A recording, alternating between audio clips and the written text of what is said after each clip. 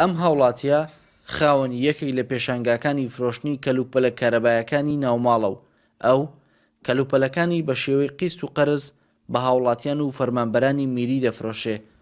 بەڵام سەرهەڵدانی قەیرانی دارایی لە هەرێمی کوردستان گرفتی بۆ ئەو خاوەن پێشانگایانە دروست کردووە بە جۆرێک ئەو کەسانەی قەرزدارن پارە زۆر دوا دەخەن و یاخود هەر نیان گەڕاندۆتەوە و هەرێمی کوردستانیشان جێهێشتووە.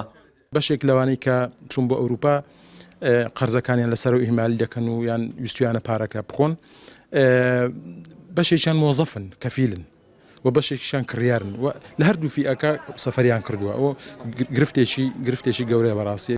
لەوانەیە زیاتر لە 50-60 کەس بێ، ئەوەش لە خۆی لە حدودی نزیکەی 5-6 دەفتەر دۆلار بدا لای ئێمە، تەنها لای ئێمە. ئەوانە جگەل ئەوەی کە تا ئێستا دەرکەوتووە لەوانەیە لە ئایندەشدا زیاتریش بێ.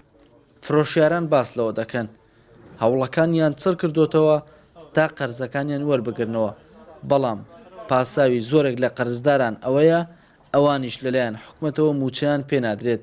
ئەمە لە کاتێکدایە زۆرێک لە فرۆشیاران پەنان نابەنە بەردادگاکان تا پارەکانیان بە شێوەی یاسایی وەربگرنەوە، چونکە پێیان وایە پرۆسەی وەرگرتنەوەی پارەکانیان پرۆسەیەکی زۆر هێواش و لەسەر خۆیە. بە حەقەت قەرزێکی زۆرمان هەیە ئێستا، ئێمەش خەڵک قستی نایەنێتەوە، ناتوانن لە کاتی خۆیدا پارەکانمان بۆ بگەڕێنەوە. وەزعەکە ئاوا بڕوە بە حەقەت ئێمەش دەبێت لە 2010 دوکانەکانمان داخەین و چەندین کۆمپانیاش تا ئێستا چەندین کۆمپانیا ئیفلاسی هێناوە، بیستمان و ڕۆژانە دەیبینین کە بەهۆی ئەو قەیرانێک کە ئەوڕۆی لە هەرێمی کوردستان کردووە، قەیرانی دارایی. ئەوەی لە سنووری ڕاپەڕین بەدی دەکرێت لە ترسی وەرنەگرتنەوەی قەرزەکانیان.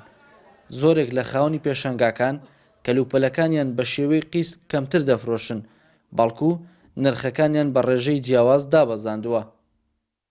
دیارە لەبەرەوەی مەسەلە حەقی تایبەتە مافی خاصە، ئەوە دەبێ ئەو کەسە سکاڵە تۆمارکە، هەر سکاڵایشش لە لایەمە تۆمار کرا بێت دراوەتە دادگا و بەپێی یاسا و لەسەر بڕیارەکانی دادگا بە دوواداچوون کراوە. ئێمە بە دوواداچوونی یاسایی دەکەین، بەڵام ئەو کەسێ سکاڵای تۆمار نەکرد بێ ئێمە زانیاریمان لەبارەیەوە نییە.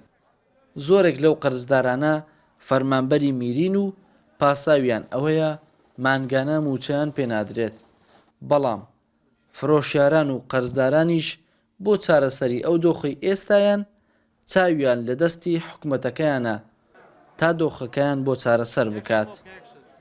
هەنگاو محەممەد NRT ڕانیە.